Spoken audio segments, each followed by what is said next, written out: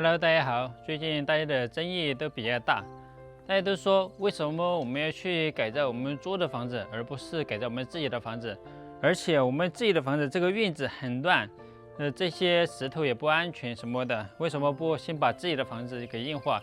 既然有水泥有沙子，应该先把我们这边的小院给它硬化出来。其实一开始我们也是这样想的，但是后来呢，我们经过了一番的思考。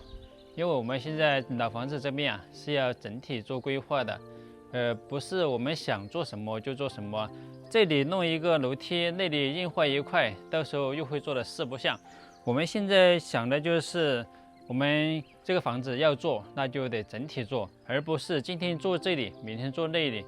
到时候，你如果说是提前把这个院子给硬化好了，这个院子里面这里要规划排水管呀，或者要规划一些什么花园之类的，还是一些火坑，到时候又得去用电锤给它打开，是不是打得稀巴烂？要么就是我们这个院子硬化高了或者硬化低了，跟这个大房子它里面的空间不匹配，你还得给它找了重新来，所以说得不偿失，既浪费了人力，也浪费了这个金钱，是不是？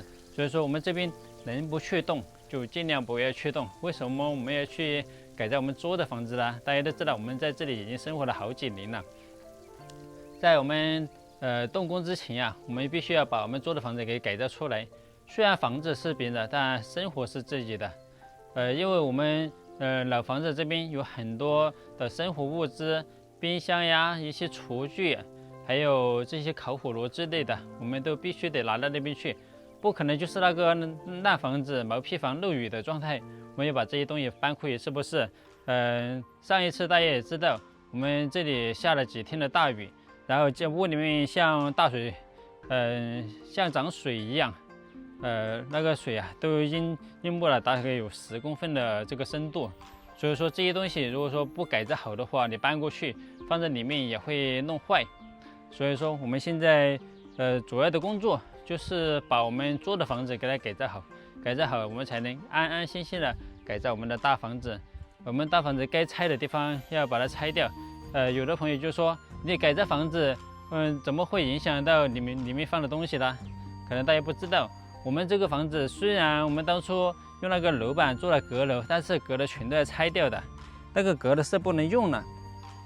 原本我们一开始天真的以为那个阁楼可以保留，就是在阁楼上面再给它现浇一层板，但是我们找那几批师傅来看，那些师傅都是说你们这个阁楼必须得拆，因为他要做一些支撑，还有把这个房子加高，因为1楼的空间它是不够的，只有2米多高。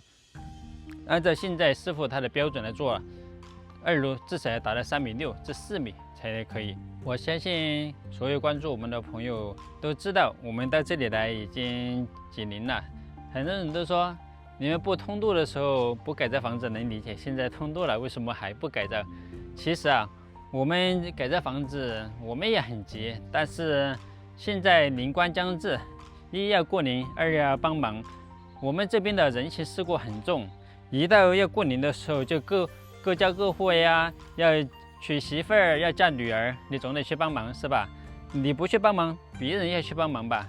就是我们找的师傅，他们也得把这些人情世故处理完后，才来帮我们改造房子。而且，最近是冬天嘛，冬天这个天气短就算了，而且还冷，是吧？如果说你早晨7点钟来还没天亮，肯定要等到天亮了才开始干活，到了下午5点就已经天黑了，所以说一天也做不了什么事情。我们只能是等到来年开春的时候再开始动工。很多人都说，你改造自己的房子就好了，为什么要花那么多成本在别人的房子上？其实我们根本就没有花什么钱我们花的只是我们自己的精力，因为我们买的水泥沙子2个加起来才600块钱水泥600块钱，沙子600块钱，而且都用不完的。我们水泥最多用个一半，沙子可能一半都用不完，就能把这边的房子改造好。我们花极少的钱去改善我们自己的居住环境，这不是挺好的吗？你看我们改造好以后，我们自己坐在里面也舒心，小孩子在里面也安全，像这样的话，我们自己住起来也高兴，不存在说花钱去改造别人的房子，让别人得到好处。你看，我们是还有7年的租期，当你7年的时间到的话，这个房子它早就已经破旧不堪了。如果说我们现在不花钱去装修的话，可能不到7年，这个房子该塌的地方也会塌，我们住在里面也不安全，我们也住不了7年，是不是？我们把它装修好以后，我们能住满7年。如果说7年以后，这户人家他不自己来租的话，他还会继续租给我们，还是我们享受啊？我们装修的只能我们自己享受，到期以后，房东他也享受不了，他要想来做这个房子，他还得重新装修。还有就是我看很多朋友都在替我们担心，我们这个房子把它改造好以后，房东会不会眼红把它收回去？其实我们是没有担心这个问题的，因为这个房子它是3户人家的，其实谁家都不愿意来做这个房子。而且我们当初租这个房子的时候，我们也是跟房东签了合同，也是跟社区有备案的。因为我们租的时候，我们也是怕出现这些问题，然后我们也是签了合同，合同里面也写明了我们改造这个房子要怎么改造，是我们的事情，他们不能干涉。很多朋友都说，你们改造房子经过房东同意了吗？你们就私自给他们粉刷，再给他们砌房卡。有的网友还说，如果这个房子是我的话，我就不同意你给我粉刷，给我砌保卡。其实房东他是非常乐意我们来给他改造房子的。我们刚租下来的时候，他就说，一开始我们那位房东还没去世的时候，他就说他自己，支持我们一些水的沙子来粉刷这个外墙。然后现在的话，他也走了，可能他就没有别人有想法来做这个房子了。以前就是他一个人想来把这个房子全部买断，他一家人来做嘛。现在他不来做了的话，别人也不会有这个想法了。但是现在我们改造这房子，所有的材料都我们自己来买。就算他们愿意出这个材料钱的话，其实也没有多少。你说就300块钱的沙子，何必啦，是吧？我们的水泥，如果说不用的话，它也短期内可能会失效，我们还不如拿来改在这个房子上面。至于这个房子以后到期了，我们要不要继续租下去？那都是未知数。只要我们自己在这里面居住的时候，我们尽量把这些环境改好，让我们自己住着安心就行了。毕竟人生哪有几个7年啊，是吧？你把你自己这7年过好就行了，不要去想以后的事情。